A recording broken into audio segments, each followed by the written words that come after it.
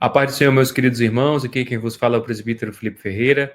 Você está no nosso canal e mais uma vez nós vamos estudar uma lição da nossa Escola Bíblica Dominical, falando ainda da igreja em Jerusalém, hoje especialmente lição de número 10.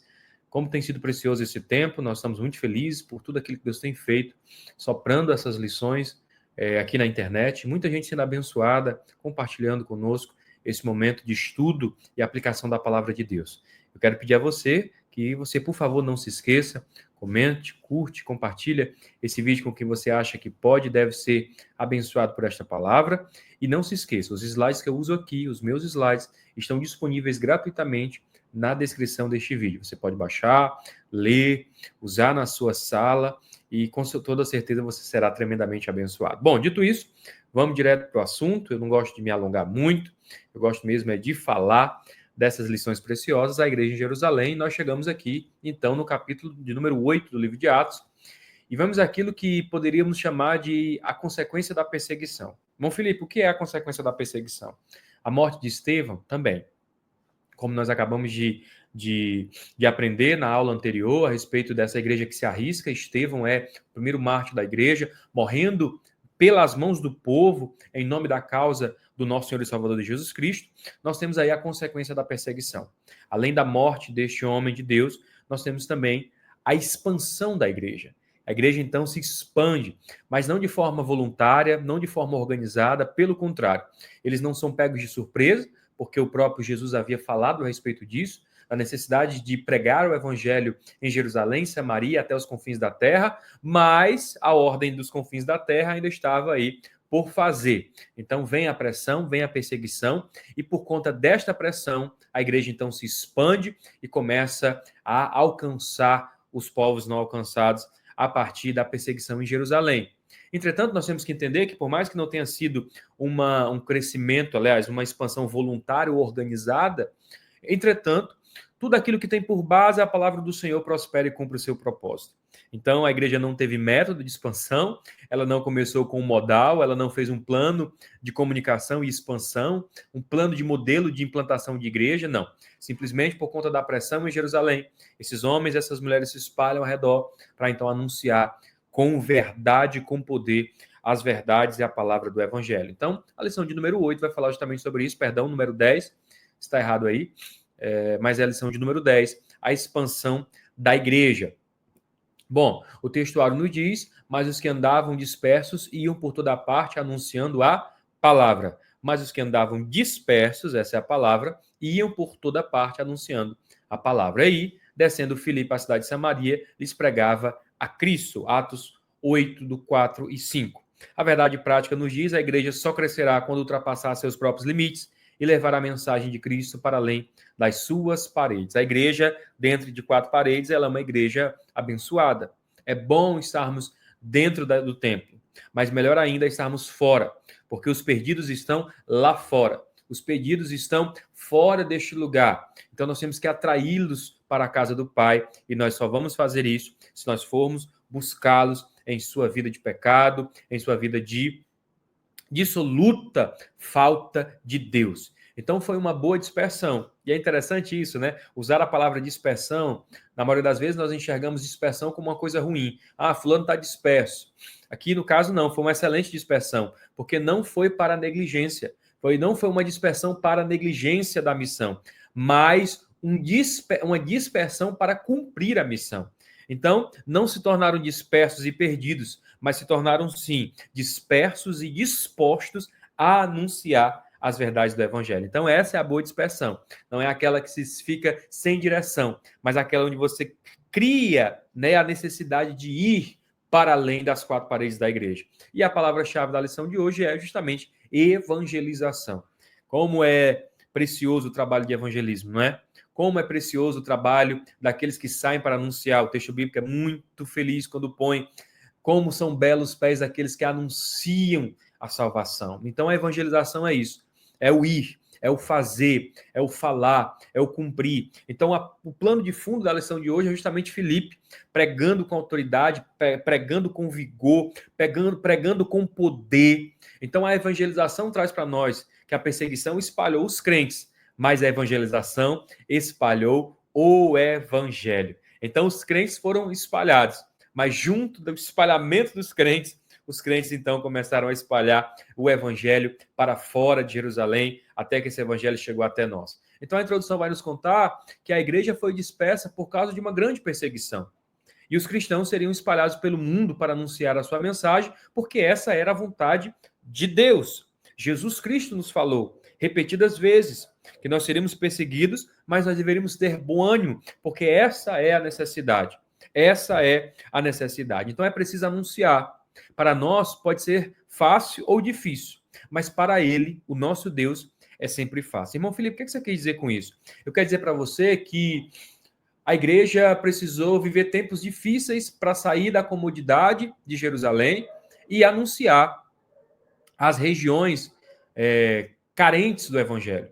Então foi por causa de uma situação dificultosa que a igreja teve que sair do seu lugar comum.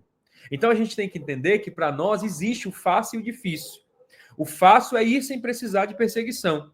O difícil é ir por causa da perseguição. Porém, para o nosso Deus, não existe fácil e difícil. Porque para Deus, meus queridos, tudo é fácil. Então, seja por perseguição ou não, o evangelho será pregado. Inclusive, o texto bíblico deixa claro, se nós não clamarmos, as pedras clamarão. Então, essa é a verdade. O Senhor não precisa de nenhum de nós, mas conta conosco. O engajamento nosso na sua obra, essa obra maravilhosa que nos alcançou e nos deu vida. Então, a igreja, diante da perseguição, embora perseguida, não fragmentada. Por que não? Porque o texto vai nos dizer que os irmãos foram dispersos pelas terras da Judéia e Samaria, mas os apóstolos não. Os apóstolos permaneceram em Jerusalém. Então, essa igreja ela não se desorganizou. Ela não se fragmentou, mas continuou uma igreja forte e unida. Irmão Felipe, como? Se o povo foi disperso, o povo então foi disperso nas regiões em torno de Jerusalém.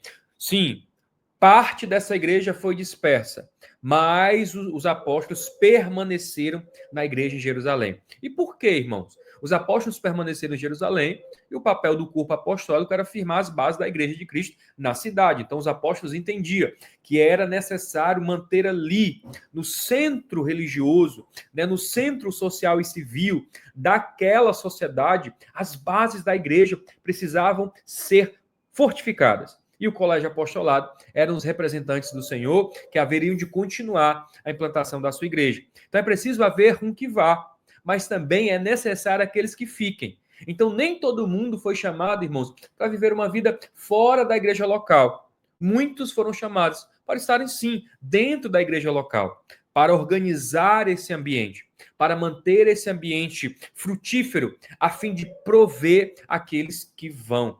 Então, os que são enviados levam o evangelho a novos lugares.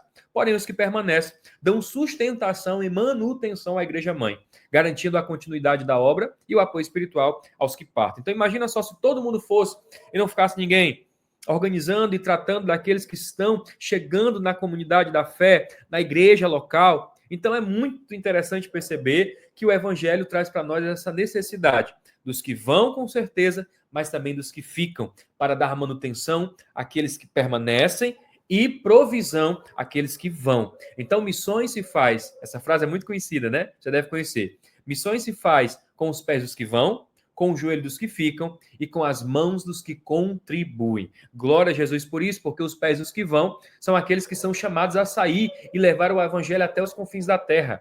É um chamado específico, é um chamado importante, é um chamado que cada um de nós arde no coração o desejo. E às vezes os pés dos que vão, querido, é uma fila do banco, é você indo para a parada de ônibus. É importante a gente entender isso. Mas também é feito pelo joelho dos que ficam, aqueles que são perseverantes na oração, sustentando espiritualmente a missão. Glória a Deus por aqueles que dobram o joelho e lembram de orar pelos missionários. Os missionários, meus irmãos isolados em toda a terra. O Brasil é um celeiro de missões para o mundo.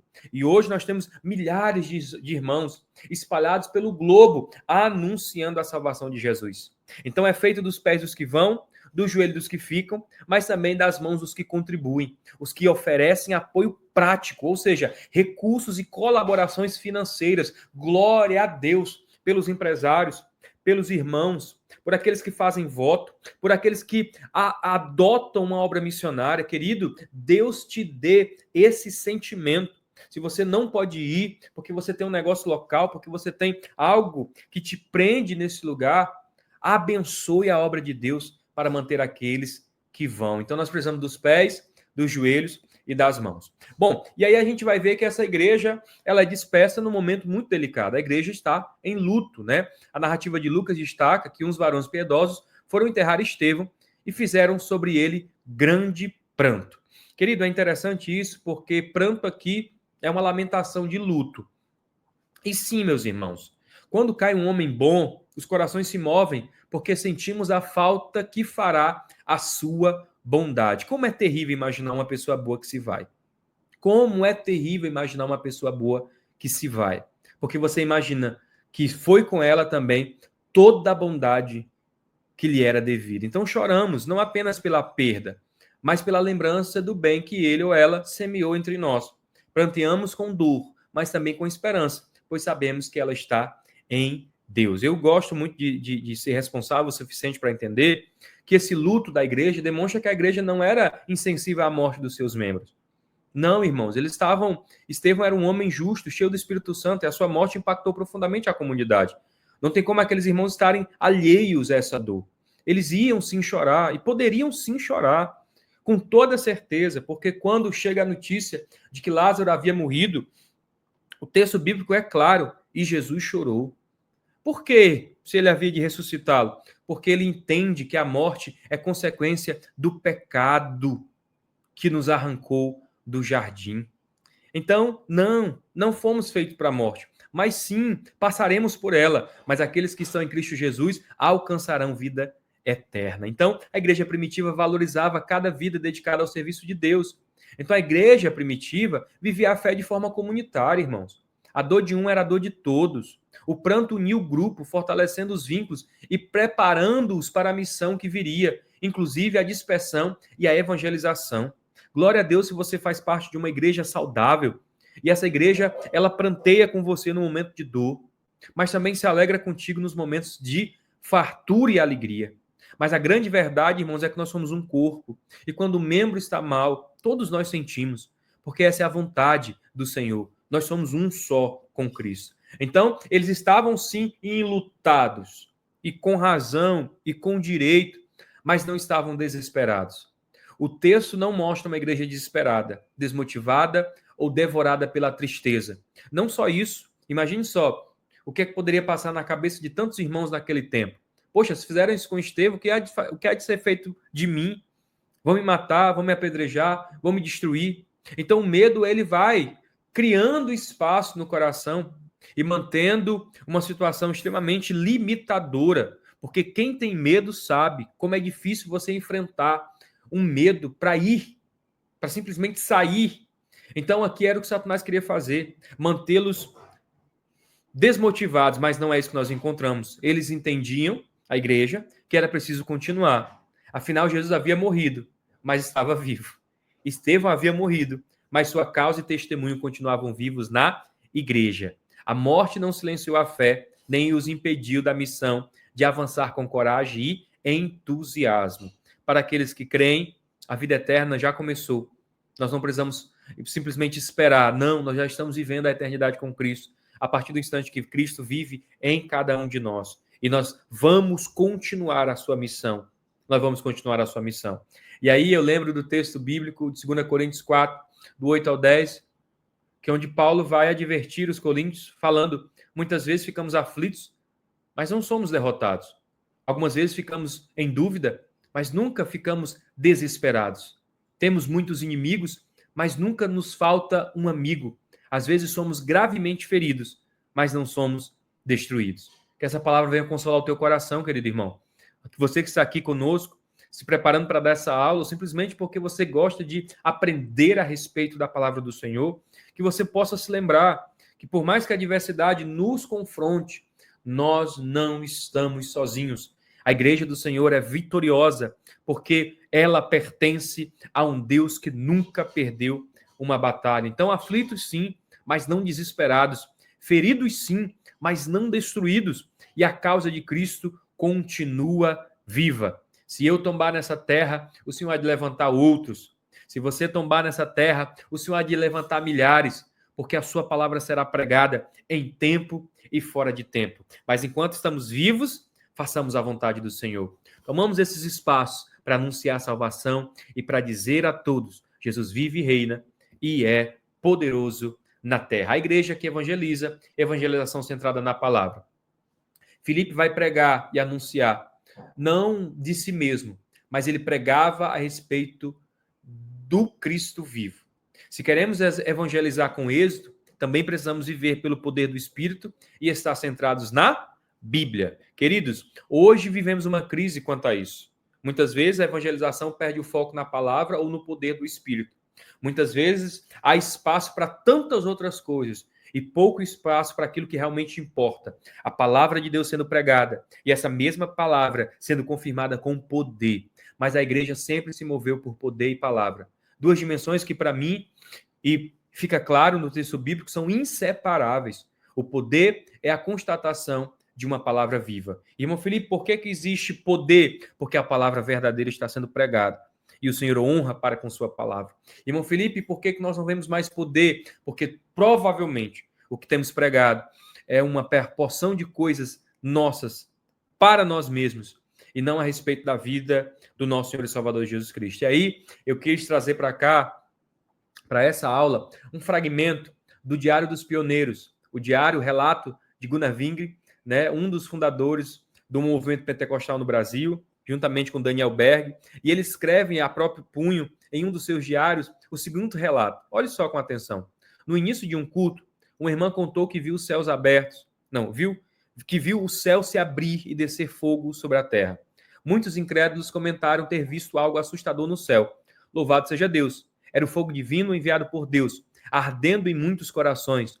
Também não era de se admirar esse fogo cair sobre nós daquela maneira, pois se orava e jejuava de dia e de noite. Queridos, que coisa gloriosa. Veja só o relato desse homem no início do movimento pentecostal no Brasil. Como a igreja, irmão, se movia em palavra, mas também em poder. Como a igreja se consagrava em oração e jejum.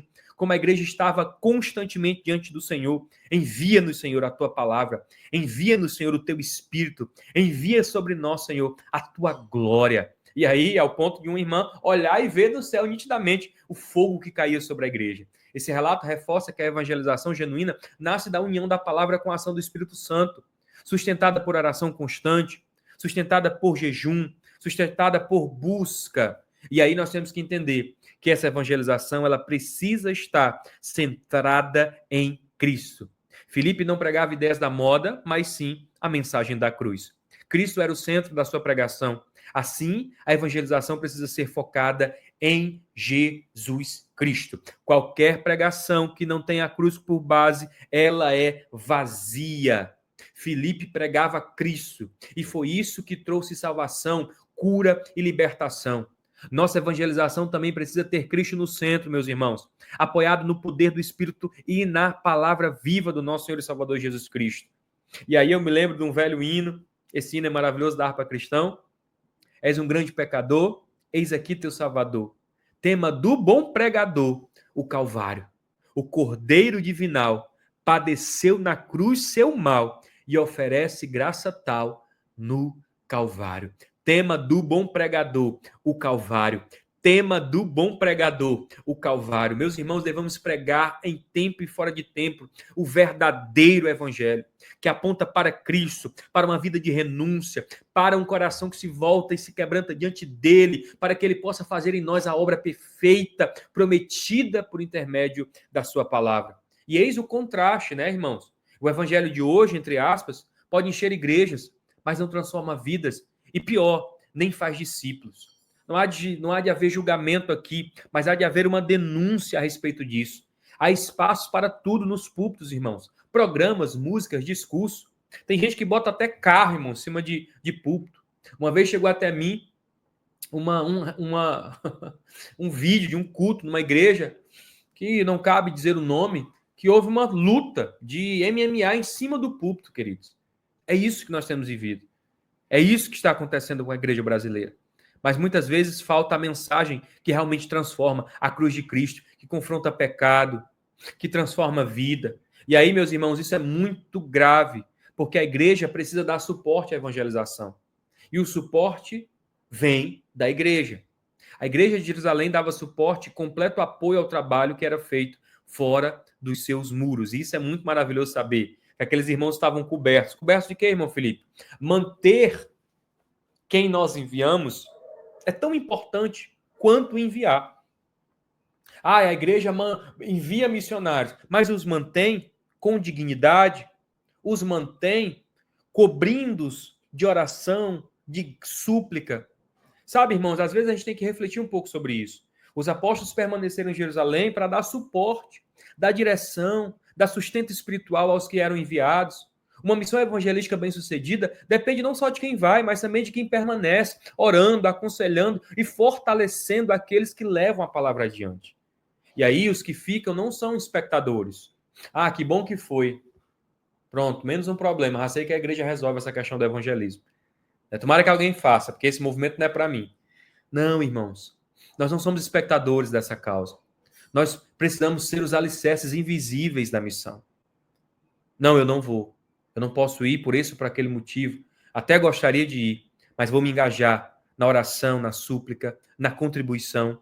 Então, uma igreja que envia sem sustentar constrói viajantes, não frutos duradouros. Envia a pessoa para andar, para conhecer outros países, fazer turismo. Depois tem que voltar, muitas das vezes sem fruto. Por quê? Porque é necessário manter, sustentar. Então, muitos sentem o chamado de Deus para sair em missão, mas enfrentam dificuldades que podem desanimar ou até mesmo levar ao abandono do campo. E aqui eu trago um exemplo real.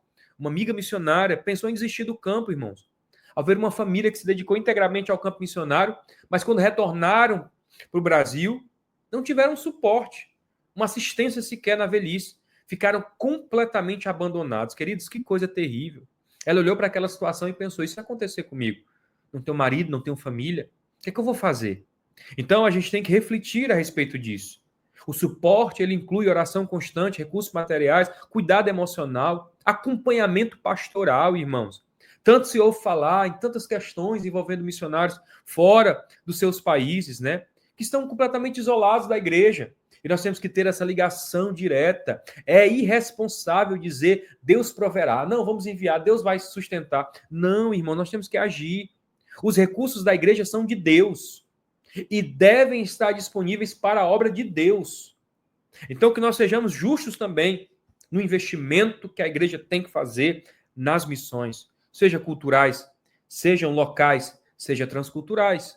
Então, nós temos que compreender isso. E aí, a igreja que era discipulada, Lucas mostra que os apóstolos, tendo ido a Samaria, oraram por eles para que recebessem o Espírito Santo. Ou seja, chegou notícia de que aquela missão era bem sucedida, que os crentes estavam se salvando. Então, eles foram para olhar e para orar, para que aqueles irmãos recebessem o Espírito Santo. Então, esse texto mostra que, além do apoio dado ao ministério de Filipe, o trabalho do discipulado da igreja, ele é verdadeiro. Então, discipular não é apenas celebrar batismo, irmãos. Nem contar quantos aderiram à fé. Aderiram, né? Eu vejo muito isso, assim, as igrejas, assim, sei quantos mil batismos, assim. Amém, nós celebramos isso, mas quanto daquilo é regeneração? O quanto daquilo não é só ritual? Ou pior, irmãos, o quanto daquilo muitas das vezes não é só marketing? Então, o discipulado verdadeiro é transformar vidas, formar seguidores de Cristo que reflitam o evangelho na vida pessoal, familiar e comunitária. É formar cidadãos do reino que impactam a sociedade e a cultura, seguindo o modelo de Cristo e guiados pelo Espírito. Não vai mudar. Não muda, irmãos. A sociedade brasileira não vai mudar enquanto a gente não fizer e formar discípulos autênticos da pessoa bendita de Jesus Cristo. Então nós temos que compreender que celebrar o discipulado é celebrar a vida. É transformar não apenas isso num rito. Não apenas isso num rito. E aí a gente tem que entender que aqueles irmãos foram discipular, né, os apóstolos foram, na intenção de discipular aqueles novos convertidos, e não só isso, mas liberar sobre eles a promessa do Espírito Santo. Porque sem o recebimento do Espírito Santo, o discipulado está incompleto. Os discípulos estavam para os apóstolos, o discipulado estava incompleto, sem o recebimento do Espírito Santo. Queridos, isso aqui é um tapa, hein? Em que, irmão Felipe?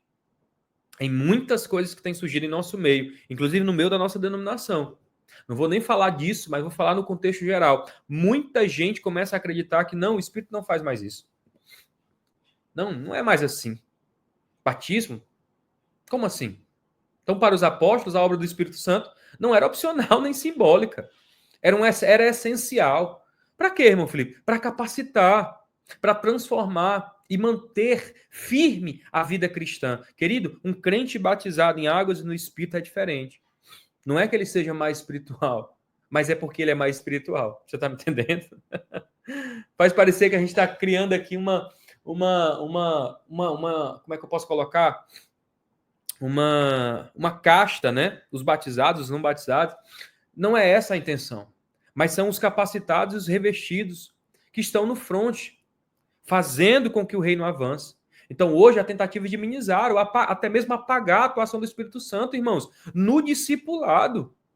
Muitas coisas do tipo, ele não batiza mais, não é mais assim que o Espírito Santo opera.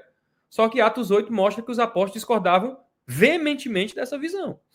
Não estou vendo eles falarem isso. Pelo contrário, vamos até lá. Vamos orar por eles, para que recebam o Espírito Santo. Queridos, discipulado sem o Espírito é como uma árvore sem raiz. A igreja precisa almejar o batismo, meus irmãos. A nossa igreja precisa almejar o poder de Deus na vida dela. Nós temos que entender que isso é renúncia, não é um evento, não é uma circunstância, é uma entrega, é um desejo. Pode parecer saudável, mas não dará frutos duradouros se não houver um discipulado com a presença do Espírito Santo. Então, a experiência pentecostal, que é a nossa experiência, estou falando de nós aqui, assembleianos, envolve poder, orientação e dons do Espírito. É uma parte integrante do discipulado genuíno, que forma discípulos capazes de viver e testemunhar a fé de forma eficaz. Então, evangelizar sem conduzir a experiência do Espírito é criar seguidores sem poder e sem profundidade. E isso contraria a prática e os ensinos dos apóstolos. O verdadeiro discipulado é completo, centrado em Cristo e cheio do Espírito Santo. Irmão Felipe, mas eu vejo que não, viu? Tá cheio de coisa na internet aí, de gente pulando, rodopiando. Pois é, meus irmãos. Aqui é um ponto, né? É significativo falar disso, mas talvez a gente precisaria de um espaço muito grande, porque o engano também está muito presente no nosso meio. Muito, meus irmãos, muito. E isso nos preocupa muitíssimo. Preocupa a mim, preocupa meu coração, porque eu vejo também um verdadeiro desarranjo nesse compasso. E nós precisamos restaurar o que é a essência daquilo que o Espírito Santo faz na vida daqueles que o recebem. Então, a conclusão da lição de hoje nos falou justamente sobre isso. Sem Cristo e sem a Bíblia, não há evangelho.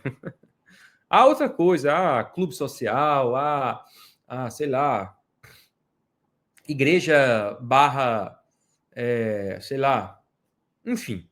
A Bíblia não destaca os métodos que Filipe usou para evangelizar Samaria, mas enfatiza o poder do Espírito Santo e a presença, obviamente, da palavra de Deus. Esse é o exemplo que devemos seguir.